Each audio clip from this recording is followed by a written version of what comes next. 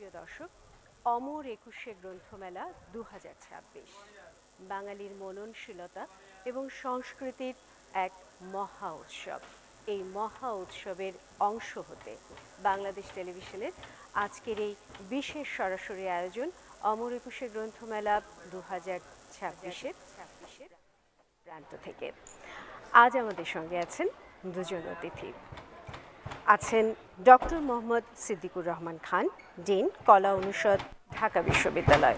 আমাদের সঙ্গে আছেন রেজাউদ্দিন স্টালিন, মহাপরিচালক, বাংলাদেশ শিল্পকলা একাডেমি। আপনাদের দুজনকেই অনেক অনেক শুভেচ্ছা আমাদের এই সরাসরি আয়োজন থেকে, এবং কৃতজ্ঞতা জানাচ্ছি যে আপনাদের ব্যস্ত সময়ের মাঝেও আমাদেরকে সময় দিয়েছেন। স্যার, প্রথমে আপনাকে দিয়ে শুরু করতে চাচ্ছি যে আপনি তো ইতিহাসের মানুষ, একেবারে ইতিহাস নিয়ে গবেষণা করছেন। তো এই যে আমাদের প্রাণের উৎসব, আমাদের বইমেলা, এই উৎসবের ইতিহাসটা যদি একটু বলতেন আমাদের নতুন প্রজন্মের জন্য। ধন্যবাদ আপনাকে, এবং আমার সাথে স্টালিন ভাই আছেন, তাকে শুভেচ্ছা, এবং দর্শকদেরকে অমর একুশের বইমেলার শুভেচ্ছা জানাচ্ছি। বাংলা একাডেমির এই বইমেলার ইতিহাস প্রায় বাংলাদেশের জন্মের ইতিহাসের সমান সমান। বাংলা একাডেমিতে এই বইমেলার যাত্রা শুরু হয়েছিল 1972 সালে 8 ফেব্রুয়ারিতে। চিত্তরঞ্জন সাহা, মননশীল প্রকাশক, গবেষক, তিনি এই বইমেলার সূচনাটা হয়েছিল তার হাত ধরে। তিনি স্বাধীন বাংলা সাহিত্য পরিষদ, তার নিজস্ব প্রকাশনা, এটি থেকে প্রকাশিত 32টি গ্রন্থ নিয়ে তিনি বাংলা একাডেমির বর্ধমান হাউসের সামনে যে বটতলা, সেই বটতলাতে তিনি একটা চটের মধ্যে এই বইমেলাটার শুরু করেছিলেন এককভাবে, তিনি 32টা বই নিয়ে। এবং 76 সাল পর্যন্ত তিনি এককভাবেই এই বই নিয়ে তিনি প্রতি বছর এই একুশের সামনে এখানে তিনি বসতেন। 76 সালে এসে এই বইমেলাটাকে আরেকটু পরিসর বৃদ্ধির উদ্যোগ গ্রহণ করা হয়। তবে আনুষ্ঠানিকভাবে বাংলা একাডেমির সাথে এই বইমেলার সংযুক্তি হয় 1978 সাল থেকে, এবং শহীদ রাষ্ট্রপতি জিয়াউর রহমানের সময় বাংলা একাডেমির মহাপরিচালক ছিলেন আমাদের দেশের প্রখ্যাত সাহিত্যিক এবং ফোকলোর বিশারদ আশরাফ সিদ্দিকী যখন এই বাংলা একাডেমির মহাপরিচালকের দায়িত্ব পালন করছিলেন, সেই বছর তিনি এবং তার উদ্যোগেই এটিকে বাংলা একাডেমির সাথে যুক্ত করা হয়। এবং পরবর্তীতে 84 সালে, সম্ভবত 1984 সালে, এটি অমরে একুশে বইমেলা এই নামে একে যুক্ত করা হয়, এবং এটি আমাদের একটি প্রাণের উৎসবে ক্রমান্বয়ে পরিণত হয়।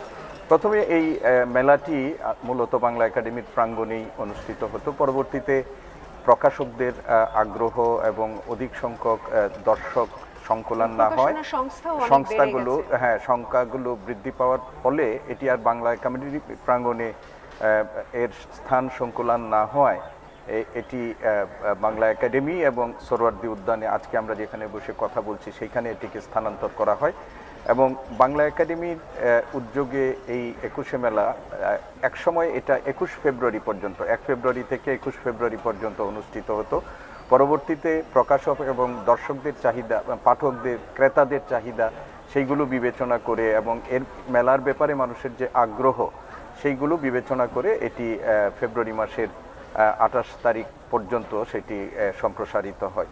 এবং প্রতি বছর একটা উৎসবমুখর পরিবেশে এই মেলাটি আয়োজিত হয়ে থাকে। আমরা সকলেই জানি যে এটিকে কেবলমাত্র পুস্তক বিপণনের একটা মেলা হিসাবে এটিকে কেউ কিন্তু আমরা দেখি না। এটাকে আমরা প্রাণের উৎসবে দেখি, মননশীলতার একটা বড় কেন্দ্র হিসাবে এটাকে বিবেচনা করা হয়। এবং আমাদের যে পাঠ্যাভ্যাস এবং গ্রন্থের প্রতি মানুষের যে অনুরাগ, এই অনুরাগের একটা বহিঃপ্রকাশ হিসাবে এই মেলাটাকে বিবেচনা করা হয়। এবং যারা প্রকাশক আছেন তারা যে কেবলমাত্র ব্যবসায়িক চিন্তা করেই এই মেলাতে যুক্ত হন এমনটা নয়, এর সাথে তাদের যে একটা আগ্রহ, ভালোবাসা, গ্রন্থের প্রতি ভালোবাসা এবং মননশীলতা, সৃজনশীলতার বিকাশের জন্য তাদের যে দায়বদ্ধতা, আমাদের বাঙালি সংস্কৃতির বিকাশের জন্য যে দায়বদ্ধতা, সেইটাও কিন্তু কাজ করে।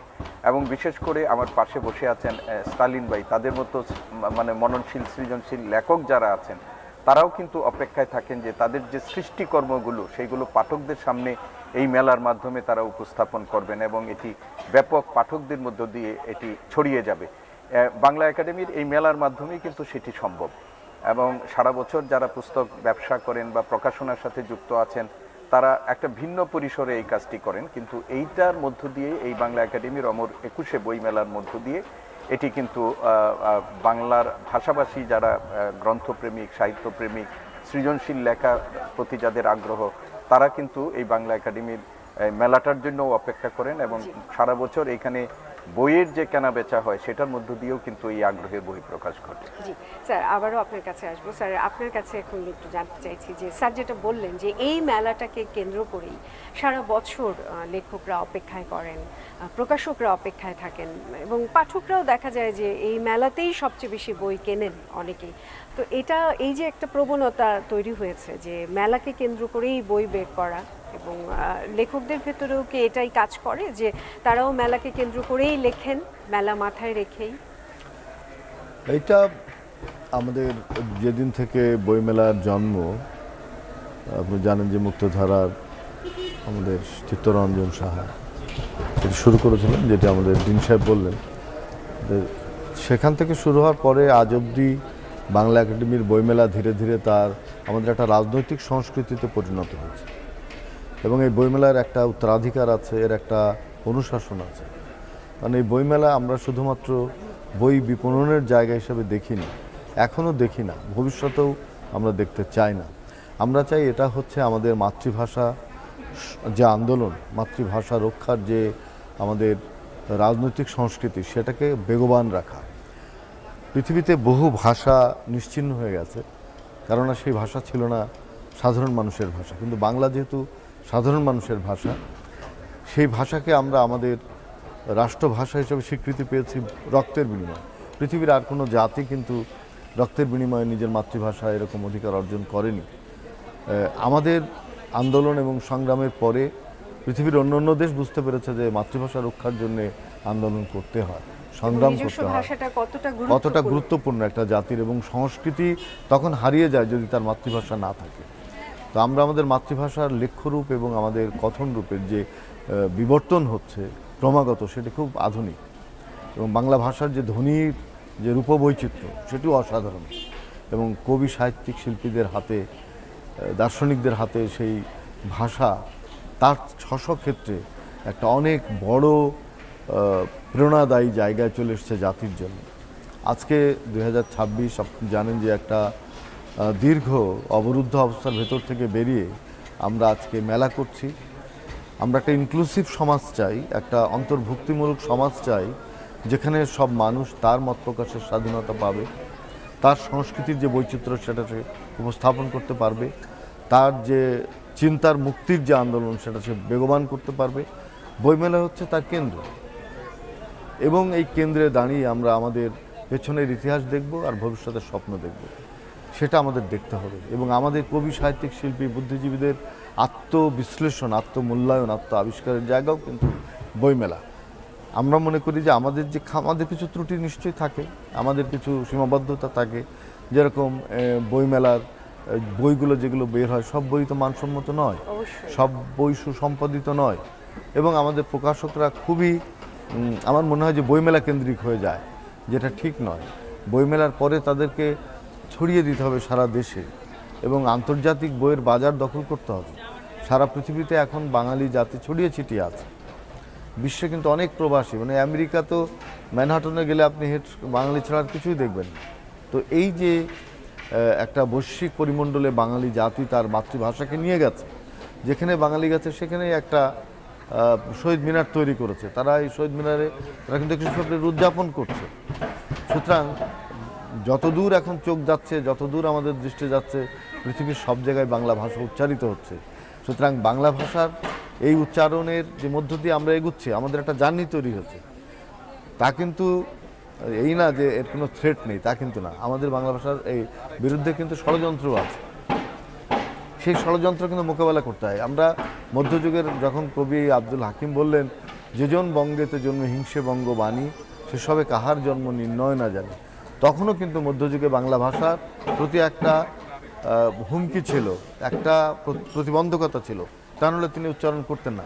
তখন থেকে কিন্তু ২১-এর আন্দোলন শুরু হয়ে গেছে, এবং তারও অনেক পরে যখন মাইকেল মধুসূদন দত্ত বুঝলেন যে নিজের মাতৃভাষায় তার সাহিত্য চর্চা ছাড়া কোনো জাতি বড় হতে পারে না। তিনি যখন বঙ্গভাষা কবিতা লিখলেন, হে বঙ্গ ভাণ্ডারে তবু বিবিধ রতন, তা সবে অবৌধ আমি অবহেলা করি, পরধন লোভেমত্ত করুণী ভ্রমণ, পরদেশে ভিক্ষাবৃত্তি কুক্ষণে আচরি, তখনই আমরা বুঝতে পারি যে নিজের মাতৃভাষার শক্তিটা কত। আমি যদি কবি হতে চাই, আমি যদি শিল্পী হতে চাই, আমি যদি প্রাবন্ধিক হতে চাই, উপন্যাসিক হতে চাই, আমার মাতৃভাষায় লিখতে হবে। আমাকে মনে রাখবে আমার দেশ, আমার মাটি, আমার মানুষ। এটা না বুঝে আমি যদি এখন ইংরেজি ভাষা, ফার্সি ভাষা, হিন্দি ভাষা, অন্য ভাষায় চর্চা করে নিজেকে ব্যাপৃত রাখি, ওই দেশের মানুষ মনে রাখবে না। মনে রাখবে না এই কারণে যে তুমি তো নিজস্বতা বলে একটা কথা একটা স্বকীয়তা থাকে, নিজস্ব সংস্কৃতির ভেতর দিয়ে বেড়ে ওঠা, তার প্রাণবীজ তো এই দেশের মাটিতে, শেকড়, সেখানে তাকে থাকতে হবে, এখানে থেকেই তার চর্চা করতে হবে। এবং রবীন্দ্রনাথ তাই করেছিলেন যে তিনি যে 1913 নোবেল পুরস্কার পেলেন, তিনি কিন্তু বাংলা ভাষায় লিখে তার অনুবাদ করে তারপরে পেলেন, তাই না? এরকম আমাদের বৈশ্বিক পরিমণ্ডলে চলে যেতে হবে। রবীন্দ্রনাথের পরে আমরা কেউ আজকে আন্তর্জাতিক স্বীকৃতি হিসাবে পাইনি। কেন পাইনি? কারণ আমাদের ভাষার যে মূল সুর, সেই সুরটাকে আরও দিগন্ত বিস্তৃত করতে হবে। যে পরিবর্তন হয়েছে এখন, প্রযুক্তির সঙ্গে খাপ খাইয়ে আমাদের সামনে এগুতে হবে, তাই না? তাহলেই আমরা 52-এর যারা শহীদ হয়েছে তাদের প্রতি যথাযথ সম্মান প্রদর্শন করতে পারবো, সত্যিকারের শ্রদ্ধাটা আসলে জানানো হবে। আমরা আবারও ফিরে আসবো আপনাদের দুজনের কাছে। আমাদের মাঠে আমাদের সহকর্মী আছেন, তার কাছে একটু যাচ্ছি। প্রিয় দর্শক, মাঠে আছেন আমাদের সহকর্মী নুসরাত জাহান, চলুন তার কাছে যাই, পাঠকদের সাথে কথা বলি, লেখক প্রকাশকদের সাথে কথা বলি। আবারও ফিরে আসবো আমরা। ধন্যবাদ মৃদুলা আপা। আমরা মেলা প্রাঙ্গণে আছি এবং প্রিয় দর্শক, আপনারা দেখতে পাচ্ছেন যে অমর 21শে বইমেলা 2026-এ এসে আমরা দাঁড়িয়েছি এবং মেলা প্রাঙ্গণ বেশ কিছুটা শূন্য, কিছুটা জনশূন্য বা কিছুটা ফাঁকা অবস্থায় আছে। কারণ সকালের এই দিকটা অনেকেই ভাবছেন হয়তো বিকালে আসবেন, মেলা প্রাঙ্গণে পরিবার এবং বন্ধু বান্ধব আত্মীয় স্বজন নিয়ে ঘুরতে আসবেন, তাই এখন হয়তো কিছুটা ফাঁকা রয়েছে। তবে আমরা আশা করছি যে বিকালের সময়টাতে আরও বেশি দর্শনার্থী মেলায় আসবেন এবং আমরা এরই মধ্যে বেশ কিছু ছোট ক্ষুদে দর্শনার্থীদেরকে পেয়েছি যারা আসলে পাঠক, তারা বই কিনেছেন এবং বিভিন্ন রকমের স্টলগুলো ঘুরে ঘুরে দেখছিলেন। আমরা একজনের সাথে কথা বলবো। তোমার নাম কি? ইসরাত জাহান অথই। আচ্ছা অথই, কি বই কিনেছো? বাংলার যত উৎসব সোনার রঙে আমার পড়া। আচ্ছা, তুমি কি বই পড়তে ভালোবাসো? অবশ্যই। আচ্ছা, তোমাকে অসংখ্য ধন্যবাদ। দর্শক, আরও একজন আমাদের সাথে খুদে বন্ধু আছেন, চলুন কথা বলি তার সাথে। তোমার নাম কি? মুসফিরা আমিন। আচ্ছা, তুমি কি কি বই কিনেছো? আমি ঢাকা কমিক্সের আমাদের ঢাকা বইটি কিনেছি। তুমি কি কমিক্স পছন্দ করো? জি। আচ্ছা, এই ধরনের বই ছাড়া আর অন্য কোনো বই পড়তে পছন্দ করো? অবশ্যই। পাঠ্য বই পড়তে ভালো লাগে? মোটামুটি। তোমাকে অনেক ধন্যবাদ। দর্শক, আপনারা শুনছিলেন আমাদের এই ক্ষুদে দর্শনার্থীরা, তারা মেলা প্রাঙ্গণে এসেছেন এবং তারা পছন্দের যে বইগুলো আছে সেই বইগুলো এরই মধ্যে কিনেছেন। আমাদের সাথে আরও বন্ধুরা আছে, চলুন তাদের সাথে আপনাদেরকে কথা বলিয়ে দিই। তোমরা একটু চলে এসো। তোমার নাম কি? নাইমা রাহিম আনিশা। আনিশা, তুমি কি বই কিনেছো? আমি ভূত হতে চাই। আমি ভূত হতে চাই। আচ্ছা, এই বই পড়লে কি ভূত হয়ে যাব? না। তোমার কি ভূতের গল্প ভালো লাগে? আচ্ছা, ধন্যবাদ তোমাকে। Thank you. তোমার নাম কি? রাফিয়া নাজ। কি ধরনের বই কিনতে পছন্দ করো তুমি? থ্রিলার বই বেশি পড়া হয়। আচ্ছা, থ্রিলার। তো এবার কি কিনেছো? মেলা প্রাঙ্গণে এলে আসার পরে কেমন লাগছে? যেহেতু আজকে প্রথম দিন, এসে দ্বিতীয় দিন মেলার, তো এসে থ্রিলার বই দেখলাম, খুব ভালো লাগলো, আমাকে সাজেস্ট করলো দোকানদার, তো এটা নিয়ে নিলাম 3M সিরিজের প্রথম বই। আচ্ছা, মেলার শেষ অবধি পর্যন্ত কি আসা হবে আরো 2-4 বার? ইনশাল্লাহ চেষ্টা করব। ধন্যবাদ তোমাদেরকে, ভালো থেকো। আপনাকে ধন্যবাদ। দর্শক, আপনারা যেমনটি দেখছিলেন যে পাঠক এবং লেখকের বেশ একটা সমাগম আমরা ইতোমধ্যেই খেয়াল করছি। আর যেটা হয় যে সময়ের সাথে সাথে সকলেরই বইয়ের প্রতি ভালোবাসাটা একটু হলেও বৃদ্ধি পাচ্ছে এবং এটা আমাদের কাছে ভীষণ বড় একটি প্রাপ্তি। আমাদের সঙ্গে আরও একজন আছেন, চলুন কথা বলি তার সাথে। আসসালামু আলাইকুম। কেমন আছেন? ওয়ালাইকুম আসসালাম। অনেক ভালো আছি, আপনি কেমন আছেন? ভালো আছি আলহামদুলিল্লাহ। এবং আমার ভীষণ পছন্দের একজন মানুষকে আমি আজকে পেয়েছি এই মেলার প্রাঙ্গণে। আপা, সত্যি খুব বেশি অভিভূত আপনাকে পেয়ে। থ্যাংক ইউ, আমিও তোমাকে দেখে ভালো লাগছে। আপনার কোনো বই কি প্রকাশ হয়েছে এবার? এখন পর্যন্ত আসেনি, আসবে, 50-এর নারী আসবে। এটা হচ্ছে শব্দ করে সত্যি বলো, নারীদের একেবারে তোমার বৃত্ত ভাঙার একটা বই। এই বইটা কি শুধুমাত্র নারীদের গল্পগুলোই তুলে ধরা হয়েছে বইটিতে? এটা বেসিক্যালি একটা সাক্ষাৎকার। এটা 50-এর নারীর যে জীবন এবং সেই যাপিত জীবনের, আমাদের তুমিও নারী আমিও নারী, আমাদের যাপিত জীবনের যে কথাগুলো আমরা বলি না, বলতে চাই না, কিংবা আমাদেরকে বলতে দেয় না, সেই কথাগুলোই একদম পরিষ্কারভাবে উঠে এসেছে এখানে, সবগুলো বেরি ভেঙে। আমরা অপেক্ষায় থাকলাম, অবশ্যই এই বইটি নারীদের কথা বলবে যেহেতু, সো আমাদের সকল নারীর এই বইটি পড়া উচিত বা ক্রয় করা উচিত। অনেক শুভকামনা আপনার জন্য, ধন্যবাদ। আমাকেও ধন্যবাদ, ভালো লাগলো দেখে। অনেক ধন্যবাদ। দর্শক, আপনারা দেখছিলেন যে সাধারণত যে বিষয়টি হয় যে লেখক পাঠকের একটা সমাগম সবসময়ই হয়ে থাকে আমাদের বইমেলাতে, এই প্রাঙ্গণেও ঠিক তেমনটি ঘটেছে। আমরা এবার চলে যাচ্ছি স্টুডিওতে। নুসরাত জাহানের কাছ থেকে আমরা আবারও ফিরে এলাম আমাদের দুজন অতিথির কাছে। স্টালিন স্যারের কাছে থেকে আমরা শুনছিলাম, তার কথার সূত্র থেকেই স্যারের কাছে এবার ফিরতে চাই। স্টালিন স্যার বলছিলেন যে আমাদের জ্ঞান চর্চার একটা মহা উৎসব এই বইমেলা। তো সেই উৎসবে এখন আমাদের ভেতরে একটা আতঙ্ক আছে, আমরা ভীত সন্ত্রস্ত যে আমাদের ভেতরে জ্ঞান চর্চার যে প্রবণতা সেটা কমে গেছে। কিন্তু এই বইমেলাটা যখন হয় তখন কিন্তু ওই ভয়টা আর থাকে না, পাঠকরা যেভাবে আসে। তো আপনার কাছে কি মনে হয়? দেখুন, আমাদের যেটা বললাম যে আমরা তো এমন একটা পৃথিবীতে এখন বসবাস করছি যে পৃথিবীতে এখন আমরা ডিজিটাল দুনিয়ার বাসিন্দা আপনি বলতে পারেন, যে আমাদের যাপিত জীবন একেবারে আবর্তিত হচ্ছে ইন্টারনেট বা আমরা যেটাকে বলি যে টেকনোলজির মাধ্যমে, এবং আমাদের জ্ঞান চর্চার একটা বড় জায়গা এখন আমাদের টেকনোলজি নির্ভর। তো সেই টেকনোলজি নির্ভর বিশ্বে বা বাস্তবতায় মুদ্রিত বই, এটার গুরুত্ব কতটুকু, এই নিয়ে কিন্তু অনেকেই প্রশ্ন উত্থাপন করছেন। আমরা আমাদের যে দৈনন্দিন জীবনে আমরা টেকনোলজির যে তথ্য প্রযুক্তির যে বিস্তার, সেটাকে অস্বীকার করতে পারবো না, এবং এটাও বলার কোনো অবকাশ নেই যে আমাদের যে জ্ঞান চর্চা এখন হচ্ছে সেটার একটা বড় জায়গায় মানে টেকনোলজি কে বাদ দিয়ে হবে, এটা বলার কোনো অবকাশ নেই, আমরা সেটাকে মানছি। কিন্তু তারপরেও মুদ্রিত পুস্তকের যে আবেদন এবং একটা মানুষের যে মননের বিকাশের জন্য যে মুদ্রিত পুস্তকের যে গুরুত্ব, এটা কিন্তু কখনো এটাকে কোনোভাবে এটার সুযোগ হবে না। আমরা যখন একটা ডিজিটাল প্ল্যাটফর্মে আমরা কোনো একটা বিষয় আমরা দেখি, এটা কিন্তু তাৎক্ষণিকভাবে আমি কিছু অ্যাচিভ করলাম, কিন্তু আমার মননের উপর স্থায়ী রেখাপাত করা এবং আমার যে মননশীলতার বিকাশের যে চর্চার যে জায়গাটা, সেটা কিন্তু মুদ্রিত পুস্তকের মাধ্যমেই হয়। ফলে আমরা সবসময় আশঙ্কার কথা বলি, এবং এই আশঙ্কা যে একেবারে অমূলক তা না, কিন্তু একই সাথে আমি ব্যক্তিগতভাবে দেখি যে আমাদের যে জীবনে যে মুদ্রিত গ্রন্থ, সেই মুদ্রিত গ্রন্থ কোনোভাবেই কিন্তু হবে না, এবং মুদ্রিত গ্রন্থের মধ্য দিয়ে আপনি জ্ঞান কিন্তু একটা স্থায়ী রূপ লাভ করে।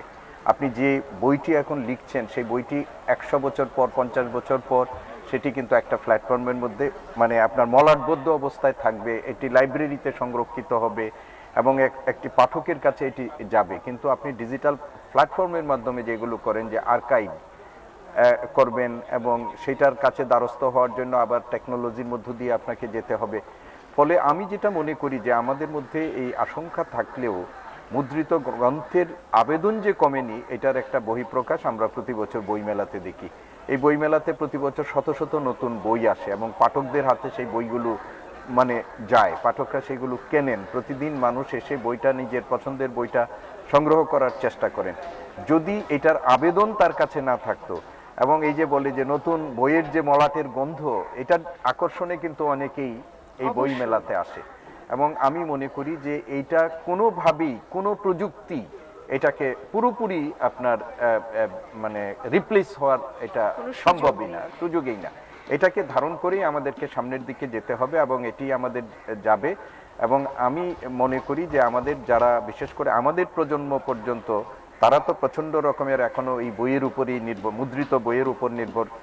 পরবর্তী যারা আছে তারাও কিন্তু একেবারে যে মানে এটা থেকে মানে সরে গেছেন, এটা এইরকম বলার কোনো অবকাশ নেই। যেটা বলছিলেন আপনি যে শুধু লেখকদের বইটাই যে থেকে যায় মুদ্রিত বইটা, তা নয়। যারা পাঠক, যারা সংগ্রহ করছে, তারাও কিন্তু যখন বই কেনে সেই বইটা কিন্তু থেকে যায় থেকে তার, যায়।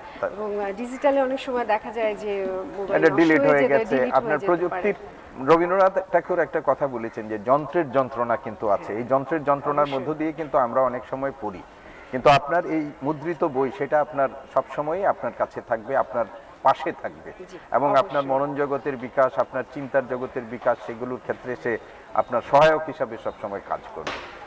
অবশ্যই। স্যার, আপনার কাছে একটু জানতে চাচ্ছি যে বই প্রকাশনার তো এখন অনেক রকম ধরন পাল্টেছে। আগে মুদ্রণ হতো এক সিস্টেমে, এখন কম্পিউটারে টাইপ হচ্ছে, কিন্তু বইয়ের যে বৈশিষ্ট্য সেটার কি খুব একটা পরিবর্তন হয়েছে? বইয়ের বৈশিষ্ট্যগত পরিবর্তন তো হওয়া সম্ভব না, পরিবর্তন হয়েছে তার প্রকাশটা হচ্ছে কোনোটা হার্ড কপি বেরোচ্ছে, কোনোটা সফট কপি বেরোচ্ছে, ডিজিটালি এখন সব কিছু আমরা করছি। তো অনেকের ধারণা যে ছাপার হরফের বই উঠে যাবে, কিন্তু কখনো তা উঠবে না, কারণ এটা একটা 5000 বছর ধরে কিংবা তারও আগে থেকে বই হচ্ছে মানব সভ্যতার ইতিহাসের একটা বড় জায়গা দখল করে আছে, তার একটা অনেক বড় জার্নি। এই জার্নি নষ্ট করা মানব জাতির জন্য কোনোভাবে মঙ্গলময় হয়ে উঠবে না। তো কেন উঠবে না? কারণ আমরা জানি যখন আমাদের পায়ে হাঁটা পথ ছিল, তখন তারপরে নদীপথ আবিষ্কৃত হলো, তারপরে উড়োজাহাজ আবিষ্কৃত হলো, আকাশপথ, তারপর রেলপথ, এগুলো তো পথ কিন্তু অনেকগুলো আবিষ্কৃত হলো, কিন্তু এখন কি পায়ে হাঁটা পথ আমরা বাদ দিতে পেরেছি? বই হচ্ছে পায়ে হাঁটা পথের মতো, বাহ, সেটা সুন্দর আমরা করে বললেন। কোনোদিন বাদ দিতে পারবো না, তাই না? সুতরাং আমি মনে করি যে যত মাধ্যম আসবে, কিন্তু বই যে পায়ে হাঁটার জায়গায় আছে সেটা থাকবে। আজকে যদি ট্রেন নষ্ট হয়, বিমান বিকল হয়, কিংবা আমাদের নৌপথে ঝড় ঝঞ্ঝা হয়, আমরা কিন্তু পায়ে হেঁটে যাব, এবং মানব সভ্যতার যে অভিবাসীদের যে ইতিহাস, সেটা পায়ে হেঁটে হাজার হাজার মাইল পায়ে পাড়ি হেঁটে দিয়ে যাবার সময় হ্যাঁ, চারপাশে সবকিছুই আমরা সবকিছু সে দেখে এবং সে নতুন কিছু অ্যাডাপ্ট করে তার সংস্কৃতি। আলেকজান্ডার পায়ে হেঁটে খুব নদীপথ খুব কম অতিক্রম করেছিলেন, তিনি ভারতবর্ষ পর্যন্ত এসেছিলেন, পারস্যে গিয়েছিলেন, সারা পৃথিবী জয় করেছিলেন। তো বইও কিন্তু পায়ে হেঁটে জয় করেছে বিশ্ব, এবং সে থাকবে, আমি মনে করি তার থাকতে। কিন্তু নতুন প্রজন্ম যাবে ওইখানে, কিন্তু আবার তারা ফিরে আসবে, কারণ হাতে ছুঁয়ে দেখার যে মূল্য, সেই অমূল্য জায়গায় আমরা থাকতে চাই। আপনার কবিতা নিয়ে এবং নতুন কবিতার বই নিয়ে কথা বলবো, তার আগে একটু স্যারের কাছে আসতে চাচ্ছি যে আপনার তো অনেক গবেষণা কাজ এবং গবেষণাধর্মী বই আছে, সেইগুলো সম্পর্কে একটু যদি আচ্ছা, আমি তো মূলত ইতিহাসের ছাত্র, শিক্ষক, এবং কিছু গবেষণা যেগুলো আমার সবই ইতিহাস মূলত কেন্দ্রিক। আর আমি কিছু পপুলার লিখি আর কি পত্রপত্রিকা, সেটি হলো সমকালীন রাজনীতির বিশ্লেষণ, এইগুলোর সম্পর্কেই। আমার ইতিমধ্যেই প্রকাশিত গ্রন্থের সংখ্যা আমার 14টি গ্রন্থ আমার প্রকাশিত হয়েছে, এবং প্রত্যেকটা বই আমার গবেষণাধর্মী বই, এবং এগুলো ইতিহাস কেন্দ্রিক। আমার গবেষণার একটা বড় জায়গা, ইতিহাসের গবেষণার বড় জায়গা আছে আমার, সেটা হচ্ছে নবাবী আমলের সমাজ, সংস্কৃতি, রাজনীতি, এবং এইগুলো নিয়ে আমার বাংলাদেশ এশিয়াটিক সোসাইটিতেও কেউ গ্রন্থ বের হয়েছে, গবেষণা গ্রন্থ হিসাবে এগুলো পুরস্কৃতও হয়েছে। তাছাড়াও আমি বাংলাদেশের রাজনৈতিক যে ডেভেলপমেন্ট, পলিটিক্যাল ডেভেলপমেন্ট, এই পলিটিক্যাল ডেভেলপমেন্ট নিয়েও আমি কাজ করি, এবং এটি স্বাধীন বাংলাদেশের যে পলিটিক্যাল ডেভেলপমেন্টের ইতিহাস, সেগুলো নিয়েও আমার কাজ আছে। ঢাকা বিশ্ববিদ্যালয়ে আমি ছাত্র ছিলাম, এখন আমার চারণ ক্ষেত্র হচ্ছে ঢাকা বিশ্ববিদ্যালয়, সেখানে শিক্ষকতা করি। ঢাকা বিশ্ববিদ্যালয় নিয়ে আমার একাধিক কাজ আছে, ঢাকা বিশ্ববিদ্যালয় নিয়ে, ঢাকা বিশ্ববিদ্যালয়ের ইতিহাস, ঢাকা বিশ্ববিদ্যালয়ের গবেষণার ইতিহাস, এগুলো নিয়েও আমার একাধিক কাজ আছে, এবং এগুলো নিয়ে আমি কাজ করি। তারপরে আমি উপমহাদেশের ইতিহাস, বিশেষ করে আমাদের এই সংস্কৃতি, বাঙালি সংস্কৃতির একটা বড় অংশ জুড়ে মুসলিম সংস্কৃতি আছে, সেখানে মুঘলদের একটা বড় কন্ট্রিবিউশন আছে। মুঘলদের ইতিহাস নিয়ে আমার বড় কাজ আছে, গবেষণা আছে, এবং সেইগুলো মুদ্রিত পুস্তক হিসাবেও আমার প্রকাশিত হয়েছে। তো এইগুলো হলো আমার মূলত গবেষণার ক্ষেত্রভূমি, এবং এই কাজগুলো আমি করি। এবং আমি আরেকটা প্রতিষ্ঠানের সাথে এখন যুক্ত আছি, সেটা হলো বাংলাদেশ এশিয়াটিক সোসাইটি। আমি সেখানে সাধারণ সম্পাদক হিসাবে দ্বিতীয় মেয়াদে দায়িত্ব পালন করছি। সেখানে বাংলাপিডিয়া বলে আমাদের একটা আছে, আপনারা জানেন যে এটা হলো বাংলা ভাষায় প্রথম, এটা বিশ্বকোষের মতো। সেই বাংলাপিডিয়ার আমি এখন ম্যানেজিং এডিটর হিসাবেও দায়িত্ব পালন করছি, এবং এর বাইরেও এশিয়াটিক সোসাইটির কতগুলো গবেষণা প্রকল্প যেগুলো আছে সেখানে আমি সাধারণ সম্পাদক হিসাবে সেগুলোর সাথে আমাদের মুক্তিযুদ্ধ জ্ঞান কোষ এইগুলোর সাথে আমি যুক্ত আছি। এইগুলোই হচ্ছে আমার প্রধান গবেষণা কেন্দ্র এবং বলতে পারেন আমার জাতিত জীবনের একটা বড় অংশ জুড়েই আমার এই গবেষণা আমার ইতিহাসের সেখানেই আপনি কাজ করছি। স্যার আপনার কাছে একটু জানতে চাচ্ছি যে লেখালেখির সাথে তো আছেন, এবছরও তো একটি বই এসেছে কবিতার, সেই এবছর দুটি বই আসার সম্ভাবনা, একটা বেরিয়ে গেছে কবিতা কীর্তিনাশা কণ্ঠস্বর প্রকাশনী থেকে বেরিয়েছে, আর আমার কবিতার ওপরে গবেষণামূলক একটা গ্রন্থ বের করেছে কবি প্রকাশনী রেজাউদ্দিন স্টালিন জ্যোতিচিহ্নহীন। এই বইটা মতিন বৈরাগীর লেখা, কবি প্রকাশনী থেকে বেরোচ্ছে। আরও একটা কবিতার বই বেরোবে, এখনো নাম ঠিক করিনি। তো এবং আপনার লেখনের ভিতরে সবসময় দেখা যায় যে কবিতার বিষয়বস্তুর ভিতরে একটা সমাজ পরিবর্তনের একটা বার্তা থাকে, মানুষের চিন্তা ভাবনায় একটা পরিবর্তন আনার একটা বার্তা। পৃথিবীর সব কবিতাই করেছে। রবীন্দ্রনাথ ঠাকুর কি বলছেন, ওরে সবুজ সবুজ ওরে অবুজ, আদমরাদের ঘামের তুই বাঁচা, চক্ষুকর্ণ দুটি দানায় ঢাকা। এদের বিরুদ্ধে তার মানে অচলায়তন ভাঙার জন্য রবীন্দ্রনাথ বারবার ডাক দিয়েছেন। নজরুল বলছেন, জাগো অনশন বন্ধু ওঠরে যত, জগতের লাঞ্ছিত ভাগ্য হতে। এবং এই যে বাংলাদেশ আজকে নাম, এই নামটা কিন্তু নজরুলের দেয়া। নম নম নম বাংলাদেশ মম, চিরমনোরম চিরমধুর। অনেক ভালো লাগে। কোনোদিন যদি মুক্তিযুদ্ধ হবে কিনা, বাংলাদেশ স্বাধীন হবে কিনা, আমরা একটা স্বাধীন সার্বভৌম জাতি হিসেবে দাঁড়াতে পারবো কিনা, সেটা নজরুলকে জানতেন। কিন্তু তিনি দ্রষ্টা, তিনি বুঝতে পেরেছিলেন বাঙালি জাতির একটা দেশ হবে, তার নাম হবে বাংলাদেশ। এবং আমরা সেই বাংলাদেশ পেয়েছি এবং বাংলাদেশ সেই ধারাবাহিকতায় সুকান্ত ভট্টাচার্য লিখলেন, হিমালয় থেকে সুন্দরবন হঠাৎ বাংলাদেশ, কেঁপে কেঁপে ওঠে পদ্মার উচ্ছ্বাসে, সে কোলাহলের রুদ্ধস্বরের আমি পাই উদ্দেশ, জল ও মাটিতে ভাঙনের বেগ আসে। একদম সময় শেষ, আমাদের শেষ করতে হবে। আজকের আয়োজনে আপনারা কষ্ট করে সময় দিয়েছেন, সেজন্য অনেক অনেক ধন্যবাদ এবং কৃতজ্ঞতা। প্রিয় দর্শক, অমর একুশে গ্রন্থমেলা 2026 থেকে বাংলাদেশ টেলিভিশনের বিশেষ এই সরাসরি আয়োজন আজকের মতো এখানেই শেষ করছি। ভালো থাকবেন সকলে এবং অবশ্যই ভালো যা কিছু তার সাথে থাকবেন।